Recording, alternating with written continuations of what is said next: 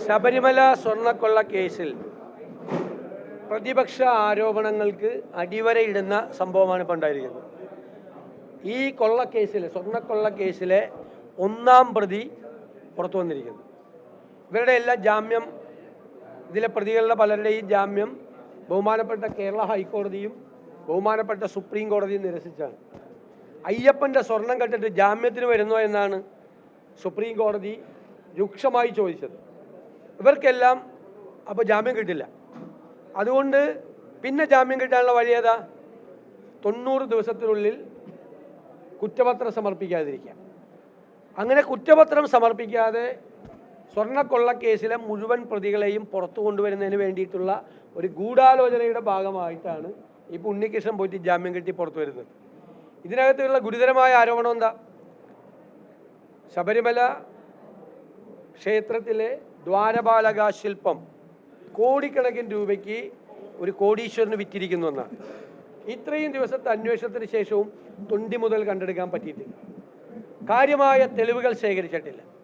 അപ്പം ഇനി ഈ കൊള്ള നടത്തിയ പ്രതികളെല്ലാം പുറത്തു വരുമ്പോൾ ഈ തെളിവുകൾ മുഴുവൻ നശിപ്പിക്കപ്പെടും. CPM വേണ്ടത് CPM നേതാക്കൾക്കും ഇനി സ്വാഭാവികമായി അവർക്കും പതിയെ ജാമ്യം കിട്ടി അവരെല്ലാം പുറത്തു വരും. അപ്പോൾ CPM ഒരു അച്ചടക്ക നടപടി പോലും എടുക്കാതെ അവരെ ഭയന്നായിരുന്നിരുന്നു.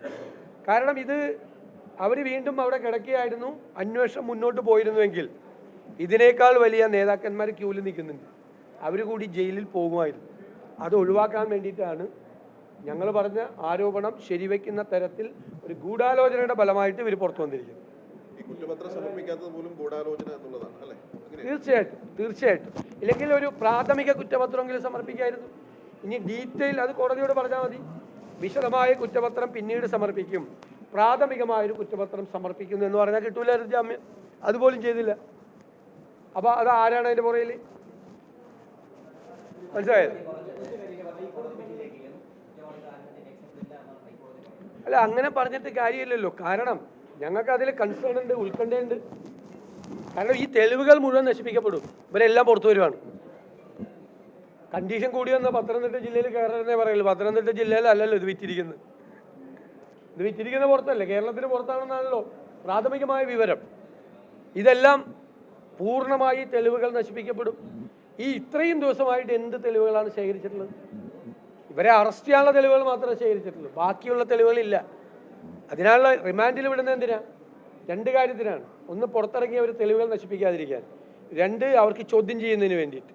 എന്നിട്ടാണ് പിന്നെ ജുഡീഷ്യൽ കസ്റ്റഡിയിലേക്ക് വിടുന്നത്. അപ്പോൾ ആ ലക്ഷ്യമല്ല അട്ടിമറിക്കപ്പെട്ടു. ഞങ്ങൾക്ക് ഉത്കണ്ഠയുണ്ട്, കേരളത്തിലെ ജനങ്ങൾക്ക് ഉത്കണ്ഠയുണ്ട്. ഇത് കേരളത്തിലെ ജനങ്ങളെ മുഴുവൻ ഞെട്ടിച്ചൊരു സംഭവമാണ്. അതിൽ ആരുമില്ലാതെ എത്രയോ കേസുകൾ ഇങ്ങനെ തീരുന്നുണ്ട് തെളിവില്ലാതെ. അതുപോലെ തീരേണ്ട ഒരു കേസാണോ അയ്യപ്പൻ്റെ സ്വർണം കവർന്ന കേസ്? അല്ലല്ലോ. അതിനാണ് മറുപടി പറയേണ്ടത്. ഒരുപക്ഷെ CPM പറഞ്ഞിരുന്നത് ഈ പത്മകുമാറിനെതിരെ നടപടിയെടുക്കാത്തത് അവരെ പിടിച്ചതല്ലേ ഉള്ളൂ, അതുകൊണ്ട് ഒരുപക്ഷെ ഈ ഒരു ജാമ്യം കിട്ടുമെന്നൊക്കെ ഉള്ള ഒരു പ്രതീക്ഷ കൊണ്ടായിരിക്കാം. ഞാൻ അങ്ങനെ ഇങ്ങനത്തെ ജാമ്യമല്ലല്ലോ അതിന് വേണ്ടത്. അതിന് മറ്റേ ജാമ്യമല്ലേ വേണ്ടത്. കോടതി പെട്ടെന്ന് നോക്കി പ്രാഥമികമായി അറസ്റ്റ് ചെയ്യേണ്ട ഒരു കാര്യമില്ല, ഇപ്പം തന്നെ ജാമ്യത്തിൽ കൊടുക്കണം, അങ്ങനെയല്ലല്ലോ ചെയ്തത്. അപ്പോൾ സില്ലിയാണ്, ലഘുവാണ് ആരോപണമെങ്കിൽ അപ്പം തന്നെ കോടതി ജാമ്യം കൊടുക്കും. കാരണം ഇങ്ങനെ നോൺ ബെയിലബിൾ ഓഫൻസ് അല്ല ഇത്. ആ നോൺ ബെയിലബിൾ ഓഫൻസിന് ആധാരമായിട്ടുള്ളൊരു കാര്യം ഇവർ ചെയ്തിട്ടില്ല. അങ്ങനെയുള്ള പലർക്കും ജാമ്യം കിട്ടുന്നത്. പോലീസ് നോൺ ബെയിലബിൾ ഓഫൻസ് ചുമത്തിയാലും കോടതി ചിലർക്ക് ജാമ്യം കൊടുക്കും. ഇത് താഴത്തെ കോടതി കൊടുത്തില്ല, ഹൈക്കോടതി കൊടുത്തില്ല, സുപ്രീം കോടതി ക്രൂദ്ധമായി ചോദിക്കുകയും ചെയ്തു. കാരണം അത്ര സീരിയസ് ആണ് കേസ്. എല്ലാ കോടതികളും അത്ര ഗൗരവത്തോടു കൂടിയുള്ള കേസാണ് എന്ന് പറഞ്ഞിട്ട് 90 ദിവസം ജയിലിൽ കിടക്കുന്ന ആളുകൾക്കെതിരായി നടപടി പോലും പാർട്ടി എടുത്തില്ല എന്ന് വേറെ ഒന്നും കൊണ്ടല്ല, പേടിച്ചിട്ടാണ്. അവർ പുറത്ത് വേറെ വല്ല വിവരവും പറഞ്ഞാൽ ബാക്കിയുള്ള നേതാക്കന്മാരോട് ക്യൂവിൽ നിൽക്കുന്നവരോട് ജയിലിൽ പോകും. അത്രേ പ്രശ്നമാണ്. അതൊന്നും ഞങ്ങൾ ആവശ്യപ്പെടുന്നില്ല. കോടതി അത് നിരീക്ഷിച്ച് ഒന്നുകൂടി ഗൗരവത്തോടു കൂടി ഈ അന്വേഷണം നടക്കാനുള്ളൊരു സംവിധാനം ഉണ്ടാക്കണം. അത് കേരളത്തിലെ ജനങ്ങൾ ആഗ്രഹിക്കുന്നു. ഞങ്ങൾ കേരളത്തിലെ ജനങ്ങൾ ആഗ്രഹിക്കുന്നതിൻ്റെ അതാണ് ഞങ്ങൾ പറയുന്നത്. അവരെ റെപ്രസെൻ്റ് ചെയ്തുകൊണ്ടാണ് കേരളത്തിലെ പ്രതിപക്ഷം സംസാരിക്കുന്നത്. നിങ്ങൾ നോക്കിക്കോ, ആദ്യം മുതൽ ശബരിമല കൊള്ള കേസിൽ ഞങ്ങൾ ഉയർത്തിയ ഏതെങ്കിലും കാര്യങ്ങൾ ഞങ്ങൾ മാറ്റി പറയേണ്ടി വന്നിട്ടുണ്ടോ? കളവാണ്, ചെമ്പ് വ്യാജ ചെമ്പാണ്, വ്യാജ ദ്വാരപാലക ശില്പമാണ്, അത് കോടീശ്വരന് വിറ്റിട്ടുണ്ട് തുടങ്ങിയ എല്ലാ കാര്യങ്ങളും ശരിവെച്ചു. 2019 ഒരു കവർച്ച നടന്നു.